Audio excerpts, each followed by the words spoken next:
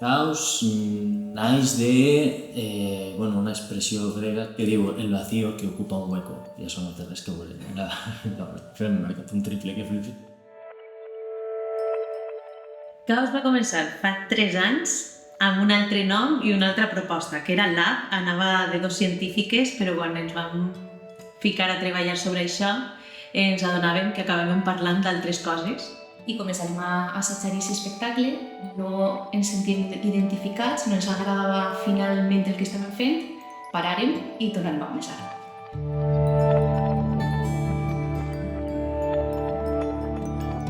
Que jo pensé que també és una forma de trobar-se després de pedres. Realment, el que volíem contar era del que parlàvem, que era què ens estava passant a nosaltres, i per això va sorgir Caos.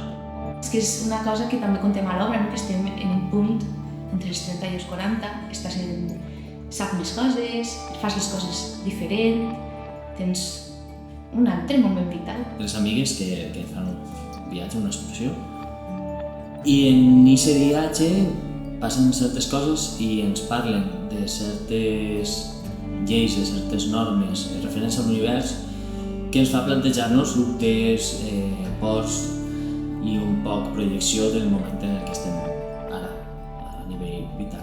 I això és una història quotidiana, però contada de manera molt extraquotidiana. Dins del procés que ha sigut quasi 3 anys entre unes coses i altres, suposa que el més destacable és que anarem de residència artística a Xile.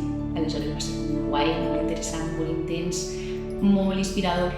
I en tornar ja teníem les coses més o menys clares i ja vam parlar amb Juli, i crec que una altra cosa super a destacar del procés va ser la part creativa amb el text. Perquè ha fet el text a mida i al final es nota molt, perquè n'hi ha molta part de nosaltres mateixos que ell ha anat, filant.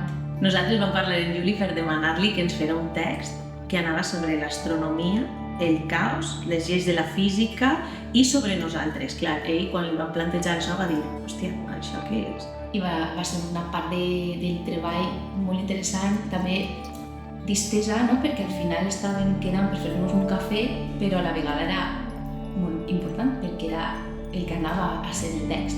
I va ser un procés totalment d'obrir-nos i contar-li la nostra vida. O sigui, a Juli ens coneix més que els nostres pares, que pot ser les nostres parelles, és de veres. Del procés creatiu jo crec que destacaria l'entrada del director, perquè ja tenia un text que era molt bonic, que ens agradava molt, però era com, sabem que no el volem contar només amb la paraula, volem contar-lo d'una altra manera, i això era un repte que ens costava assumir, no? Des de l'escena. Necessitàvem una mirada externa prou física i que vinguera del món del moviment, i vam parlar amb José Puchades, que és el director, i la veritat que va marcar un inici de lo que seria una contínua sorpresa. I realment és dels processos creatius on menys coses hem hagut de renunciar.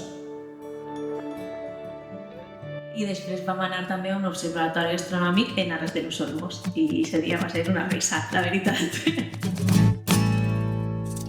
El viatge a Aras de los Olmos, mira, va ser la tercera vegada que anàvem a un observatori, perquè una de les coses per les quals anàvem a Xile va ser per anar als observatoris d'allà. I en parlar amb Juli ens digué, és que estaria guai fer el mateix per un país d'Espanya, no? I també que poguera anar a home, que ara no va a Xile. La visita a Aras de los Olmos va ser... a veure, molt guai, però clar, va passar de tot i no va passar res, perquè vam fer com una peripècia per arribar al puesto, perquè és prou complicat arribar, almenys si no saps on està.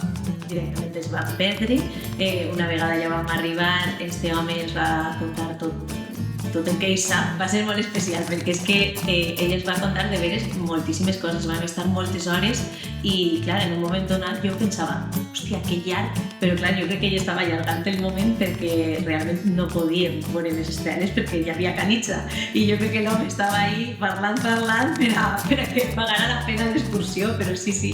I no res, en realitat vam acabar la sessió del planetari i vam sopar en el carrer, en la plaça de Aras de los Olmos, uns cacaos i uns bocates, superguai. Però després, clar, tot el tema de això formarà part de la dramatúrgia, aleshores que guai experimentar de primera mà tot el que serà veure les estrelles amb un telescopi i clar, i que això no és realíssim, no? Que al final te quedes ahí un poc de hòstia. El propi viatge que vam fer, real, a Aras de los Olmos, és una metàfora de la funció i al final de la vida, jo crec també. Encara que siguera l'última cosa que vam fer, va ser la que va fer de trampolín al text final. Ens hem trobat molt a gust, malgrat que no ho havíem fet mai i les preguntes que suposa que tindríem al principi de què és exactament autoficció, quin percentatge és real, quin no, i al final la resposta per a mi és que tot és vàlid. Té un puntet violent perquè, clar, no saps quines coses eixiran, quines no. És com obrir-se, no? I que la gent veja la teua intimitat. Però genera una cosa també en l'espectador que no sap realment quines coses de les que està veient són veritat i quines no. Nosaltres parlem de la sensació de guayer, no? Que de vegades la gent ens ho diu. És que és com que obriu una finestra de la vostra vida i ho veiem un poquet. O sigui, hi ha una part de, ostres, Juli, ens has pillat molt. Però al final també és un exercici de distanciament.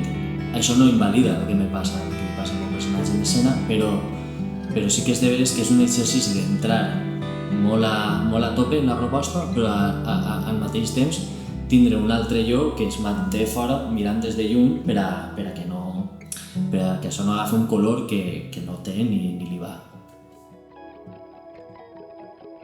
Per a mi, Caos, crec que és... Caos és... no ho sé. Per a mi és la cosa més bonica que hem fet mai com a companyia. L'espectacle més sincer i emocionant que hem fet. Caos és molt guai, és molt còmode, és molt xula de fer-la, és... Haver fet un procés tan llarg és molt bonic. Al ser un procés de 3 anys hem rebutjat moltes coses per a l'espectacle, me referís. I això és molt xulo perquè al final t'escoltes i permetisses que les coses que no són no siguen. Jo crec que per a mi significarà més durant la gira que tinguem o d'ací uns anys quan tiré la vista enrere i veig el que hem fet, perquè encara no soc del tot conscient de lo que veu el públic que estem fent. O sigui, nosaltres som companys, però més que companys som amics, però és que més que amics som família. Aleshores, Caos ha sigut com una trobada molt bonica en la nostra relació i també posar en peu una idea conjunta que és que els tres tenim molt clara que volíem anar per allà. Clar, ha sigut un procés preciós en aquest sentit perquè de veres hem fet el que volíem fer. I això no sempre és poc.